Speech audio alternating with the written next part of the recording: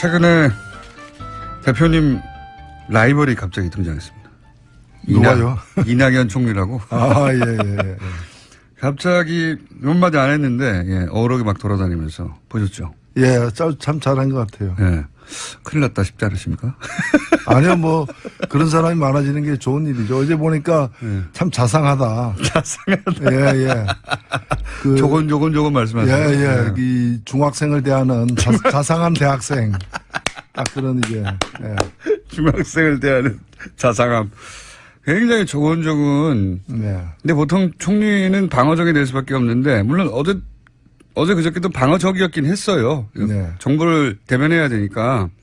근데 그 중간중간에 아주 날카로운 침을 하나씩 꽂아주는. 그러니까 결과적으로는 말도 안 되는 질문한 사람들이 네. 원래는 그 자해 공갈당 같은 거였는데 자해만 하고 공갈은 못하는 그런 상황이 된 거죠. 공갈을 못하는.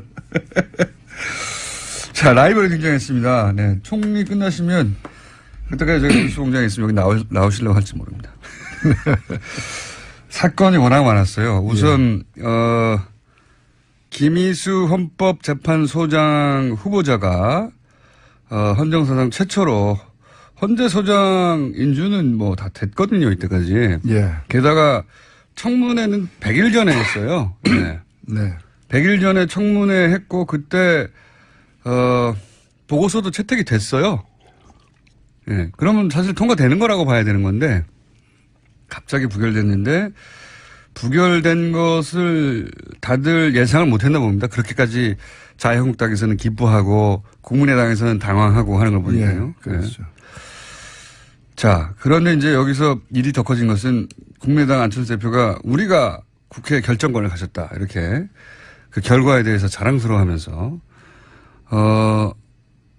굉장히 사안이 커졌죠. 예. 그 자체라도 이미 큰 사건인데 전반적으로 이제 어떻게 보십니까?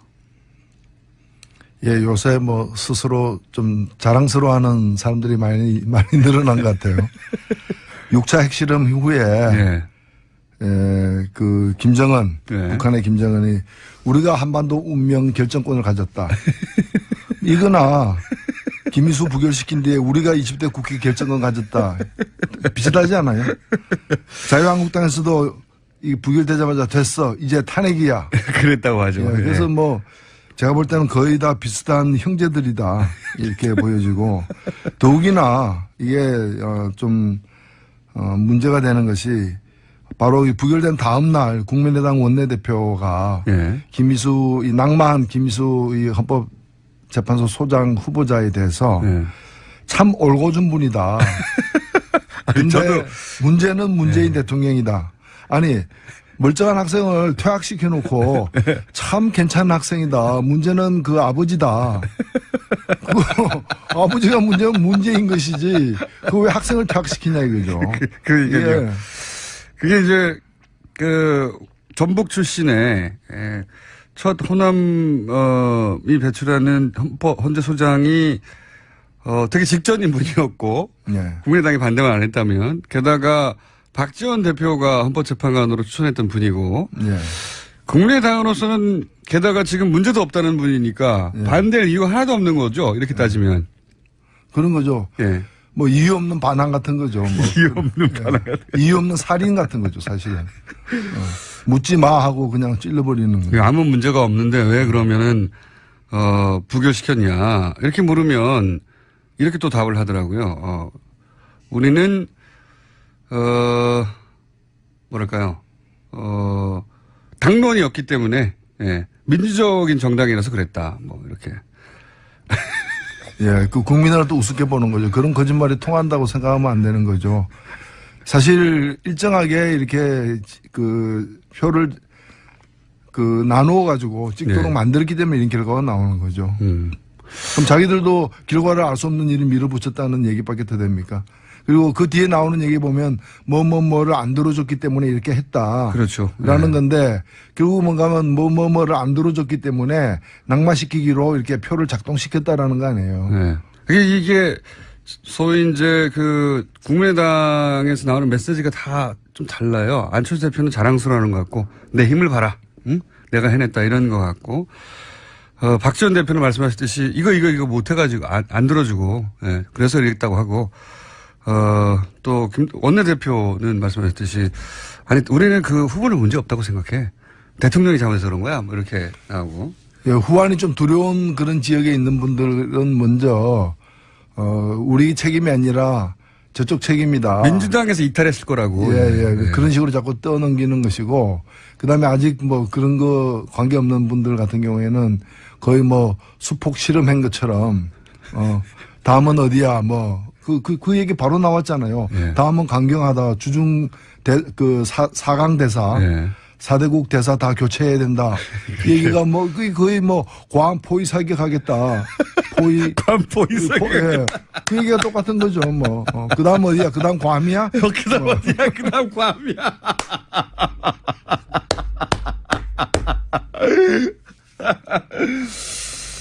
방금 저희가 이낙연 총리가 화제라고 라이벌이 등장했다고. 예. 출연했었으면 좋겠다고 했더니 총리 비서실에서 연락이 방금 왔습니다. 9월 26일 날 저희가 1주년 기념일이거든요. 공개방송. 예. 그때 출연이 확정됐어요. 아, 그래요. 감사드리고요. 이 총리님. 예. 그리고 제가 지난번에 그 총리 그 만찬 초청으로 갈 때. 예. 제가 우리 의원실에서 술을 담가가지고 가져갔어요. 막걸리 좋아하신다 그래가지고. 낙연주라고 이렇게 브랜드까지 붙여가지고. 그거 드시고 힘난 거 아닌지 모르겠네요. 제가 보기에는 영원히 총리일 수는 없는 거거든요. 네. 예. 총리 다음에 또 방송도 나오시고 하셔야 되거든요. 그러니까. 그래. 그럼 미리 자리를 받아야 되겠는데. 이렇게 생각하신 게 아닌가. 자, 그날 노회찬 대표님이 이제, 첼로를 연주하실 텐데. 뭐, 일단 와서 쓰셨습니까? 바로 이어서. 그 다음 주에 원산을 가져다 주세요, 제가. 예. 초식에 달아가지고. 예. 30초 후에 폭파되는 걸로. 자, 이낙연 총리가 화제라는 얘기 하니까 바로 전화 오지 않습니까? 총리 비서실에서 받았는지 총리님이 들으셨는지 모르겠습니다만 감사드리고요. 이때 두 라이벌이 부딪히겠군요. 그날 나오실 거죠? 예, 나와야죠. 예. 총리 나오니까. 예. 나보다 얘기 있으면 안 되니까. 자, 그 김인수 재판관은 그런데 또 한 축의 사법부 수장, 예. 대법원장, 김명수 대법원장, 이렇게 연달아서 이런 이슈가 나오기도 참 드문 일인데, 헌재 재판 소장 후보자 인준은 부결됐고, 어제, 그리고 오늘도 김명수 대법원장 후보 인사청문회가 이제, 어제 이어질 텐데, 보수정당에서는 이제 경륜이 부족하다고 공격하고 있어요. 경륜이 부족하다. 경찰서장 하다가 갑자기 총장 될 수 없는 거 아니냐, 뭐 이런 식의. 그 비슷한 얘기가 있었죠. 아니, 대학도 안 나오고 상고 나왔는데 웬 대통령이냐. 네, 그랬었죠. 예, 예. 그래서 거기서 대통령이 2명이나 나왔잖아요. 예. 아니, 저도 이 얘기 듣고 바로 생각난 게, 예. 아니, 자기들은 군인 하다가 바로 대통령 된 사람 3명이나 배출했으면서. 예비군복도 안 입어보고. 그러니까요. 정치 하나도 안 하고 그랬으면서 이게 평생 법을 한 분한테 할 말이 아니다 싶은데. 그러니까 지금 국회의원들 중에 국민보다도 우리 국민들 평균 수준 이하인 분들이 많은 거죠. 우리 국민들은 이런 얘기 안 하지 않습니까? 이 말도 안 되는 그런 이제 낡은 봉건적 어떤 사고를 갖고 있는 거고요. 저는 김명수 후보는 최고의 선택이라고 봅니다. 사실 지금 우리나라 사법부가 OECD에서 가장 자기 국민들이 그 신뢰를 못 받는 맞습니다. 최하위 어떤 그런 상황이고, 그다음에 전체 법관에 대한 조사를 갖다가 해봐도 사법부 수뇌부의 그런 전횡에 대해서 비판의 모습이 대단히 높습니다. 사법부의 재판관들도 사법부 최고 소위 대법원장이나 지도부를 믿지 않아요. 이걸 바꾸기 위해서는 대법관을 안 해본 사람이 해야 돼요. 오히려. 그렇죠. 구질서에 물들어가지고 떳떳하게 이걸 계획을 추진하지 못할 사람들이 많기 때문에 제가 볼 때는 몇 번 이제 대통령이 이제 요청했지만 사양한 분도 계시고 한데 결과적으로는 사실은 굉장히 좋은 선택을 한 거예요. 그래서 저는 우리 국민들이 고맙게 생각했는데 이분 출연에 대해서. 보수정당에서는 그렇게 생각하지 않는 것 같고. 근데 이런 예는 없었거든요. 예전에 무슨 각종 비리라든가 땅 문제라든가 재산 문제라든가 부동산 이런 걸로 주로 공격을 받았어요. 모든 후보들이 거의 일관되게. 근데 이분은 그게 없다 보니까 경륜이 부족하다고 하는 논리가 지금 튀어나온 겁니다. 그 경륜이라는 게 왜 위장 전입 경륜도 없고 경력도 없고 왜 탈세 경력도 없고 왜 병력 미필의 그 불법적인 예. 그런 경력이 없느냐. 없어서 우리를 왜 이렇게 당황스럽게 만드느냐 이런 거 아닐까요? 자, 김명수 대법원장 후보자에 대해서 인사청문회 오늘도 있습니다. 네. 오늘도 관심 있으신 분들은 지켜봐 주시고. 그리고 뭐 이분에 대해서 우리법 연구회 자꾸 그 얘기를 하는데 이 우리법 연구회가 무슨 불순단체처럼 맞아요. 이렇게 네. 마치 그거 연관돼 있으면 나쁜 것처럼 보이는 얘기를 하는 게 이거는 매도하는 거라 봅니다. 이 좀 찾아보시면 알겠지만 우리법 연구회라는 게 우리가 1987년 이제 6월 항쟁으로 이렇게 민주주의가 시작됐지 않습니까? 근데 사법부만큼은 6월 항쟁 이후에도 과거 전두환 시절에 임명된 그런 대법원장 체제가 그대로 유지됐어요. 예. 그래서 여기에 젊은 판사들이 반기를 들어가지고 그 우리법 연구회라는 이제 법원 내에 학술 조직이 만들어진 건데 사법 저는 체계를 뒤집지 못하니까 내부적으로 그죠? 그렇죠. 네. 저는 그럼 그 88년에 우리법 연구회에도 이런 말 안 올린 사람들은 도대체 누구냐? 거꾸로 나는 우리법 그 당시에 우리법 연구회에 안 들어갔다면 그게 문제가 될지언정 그 들어간 게 왜 문제가 되느냐 이거죠. 뭐 소위 이제 좌파 종북 프레임을 사법부에 대해서 한번 정리해 보려고 하는 시도가 아니겠는가 저는 그렇게 생각이 드는데 이건 어떻습니까? 이런 와중에 박성진 중소벤처기업부 장관 후보자도 지금 여당 내에서도 제대로 지지를 못 받고 있어요. 예. 이분은 결국 어떻게 끝날까요? 정의당이 반대하고 이때까지 항상 낙마했는데. 아니요, 뭐 그 정의당의 주장이 중요한 건 저는 아니라 보고 국민들의 눈높이와 상식이 중요한데 이분은 그 인사청문회를 한 결과 자격이 안 된다. 부적격. 장관으로서 전문성도 부족하고 여러 가지 그다음에 가치관 뭐 철학 다 통틀어서 결격 사유가 많다라는 게 대체적인 어떤 그런 판단입니다. 저는 그렇다면은 이분을 좀 모양 있게 자진 사퇴하게 해서 정리하는 게 맞다고 봐요. 왜냐하면 너무 이 사람을 가지고서 이 사람까지 김희수 소장이 지금 낙마했는데 이 사람까지 낙마시키면은 이 연쇄 파동이 또 뭐 대법원장 후보자에게 가지 않을까 그런 우려 하지 마시고 그냥 뭐 우리는 좀 좋은 취지에서 이 사람을 갖다가 추천했는데 뭐 검증해 보니까 아닌 것 같다. 그렇다면 우리는 그 검증 과정에 드러난 확인된 걸 평가를 받아들이겠다. 이러고 걷어들이는 것이 저는 맞다고 봅니다. 그리고 여당 내에서도 당혹스러운 부분이 많고, 처음에는 단순히 이제 종교적 입장이 있는데, 그거하고 정치하고 무관하다면, 그것 때문에 문제 삼을 수 없는 거 아니냐. 이 정도인 줄 알았으나, 그거보다는 다방면으로 문제가 많다라고 이제 언론의 보도에 따르면. 네. 뭐 생활부 한편으로는 이제 이 사람은 이념형 인간이 아니다. 그냥 생활 수준에서 생활의 약간의 좀 보수적인 저는 이런 그 문재인 정부 하에서도 보수적인 분들이 있을 수 있다고 봐요. 저도 그렇게 생각합니다. 보수가 뭐 죄입니까? 그 보수적인 철학을 가졌으되 또 이 정부에 복무할 수 있는 사람도 있다고 보는데 이분 같은 경우에는 그냥 생활 보수가 아니라 그냥 생활 극우예요. 그러니까 이 좀 극우적 생각이 뼛속 깊이 이렇게 물들어 있는 거고 그렇다 해서 그럼 전문성은 뛰어나느냐. 그것도 별로 아니다고 보여지는 거죠. 저도 이분이 이 장관 후보까지 올라온 과정이 좀 미스테리합니다. 대부분 이때까지는 그런 이유로 여기까지 왔나 보다. 낙마한 분들도 납득이 갔는데 이분 좀 미스테리합니다. 제가 듣기로는 이분이 28번째라 그래요.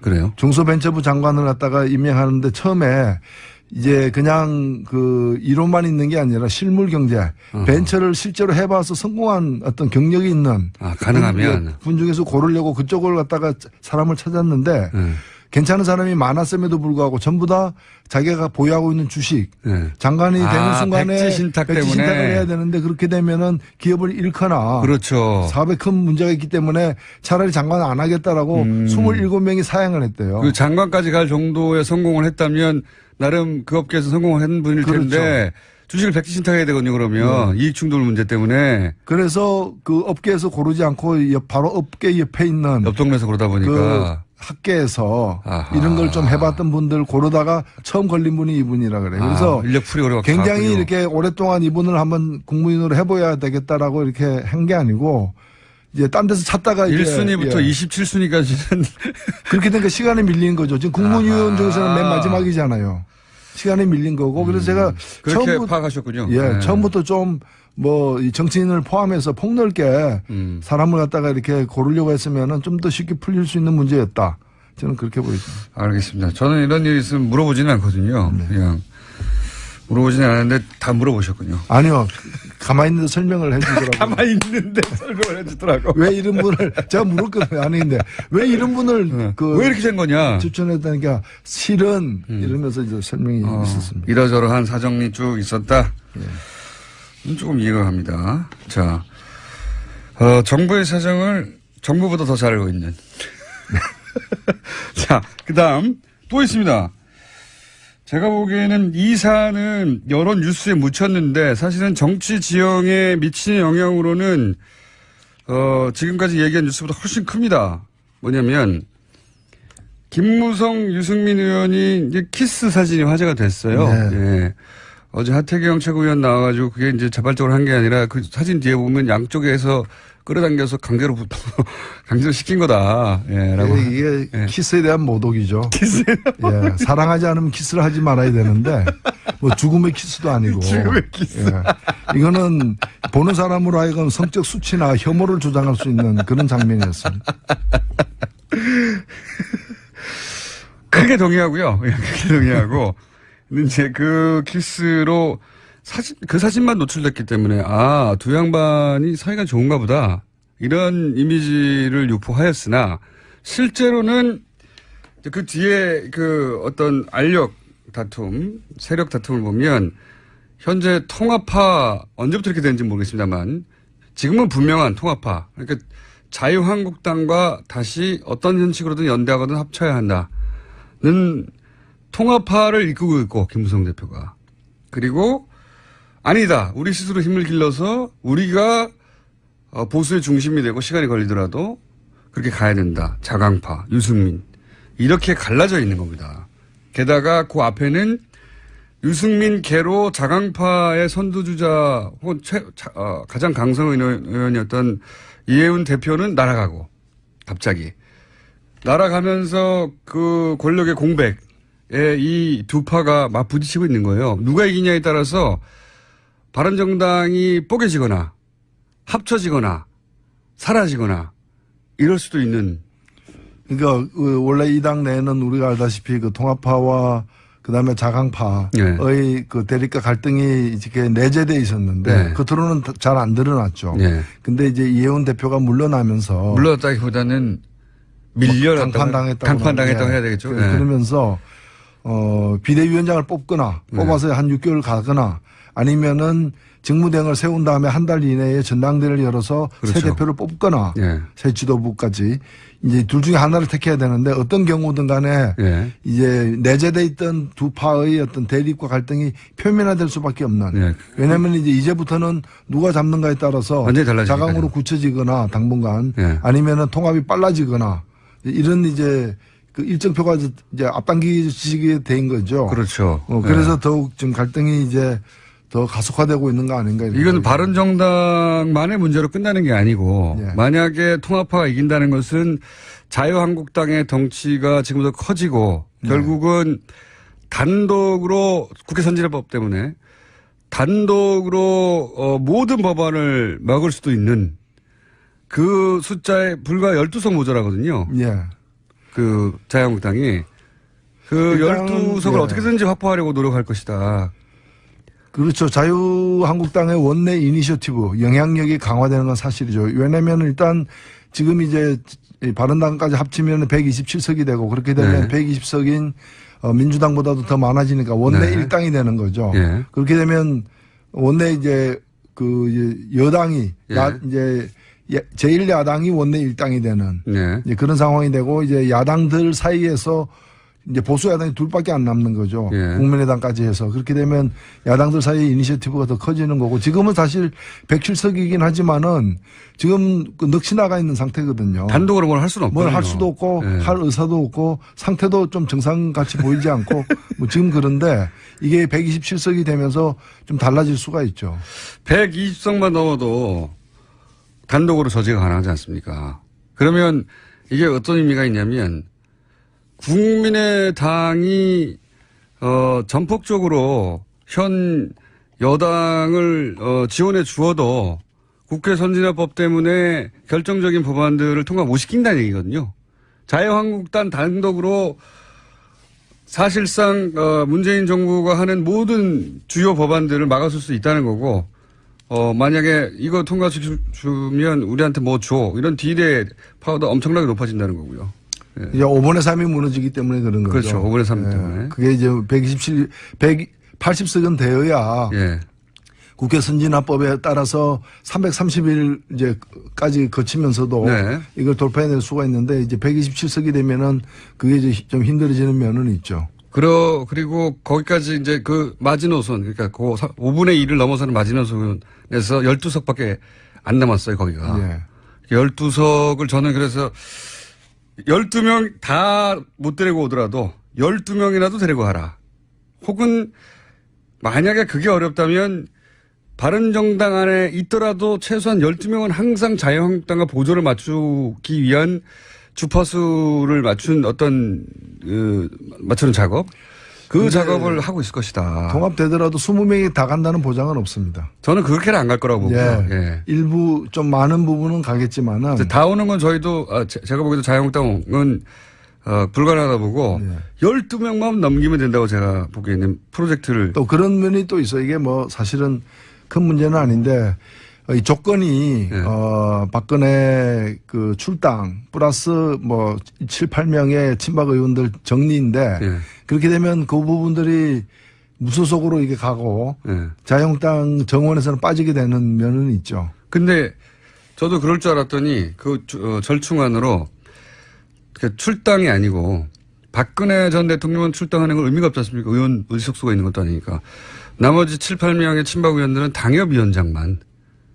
당협위원장만 내려놓으면 의원직은 유지하잖아요. 예. 정당 소속도 유지하고. 당협위원장 내렸으니까 그걸로 이제 친박은 청산된 걸로 하고 당협위원장을 내려놓는 것도 작은 일은 아닙니다. 현직 의원으로. 하지만 출당하고는 다르고 그리고 당적은 유지하는 거니까 그 정도로 타협하고 예를 들어 주용 대표적인 통합파인 주영 원내대표가 이렇게 그러면 같이 손잡고 가자든가. 목욕하라 그러니까 양복만 갈아입고 나온 거네. 아니 방금 표현은 평상시에 그런 표현을 쓰십니까? 아니요. 아니, 순간적으로? 저도 처음 들었습니다. 저도 처음. 아니, 이게 천재들이 있습니다. 가끔 보면. 예. 천재들. 그래서 이게 이제 천재들 앞에서는 무릎을 꿇어야 된다. 노력으로 달성할 수가 없다.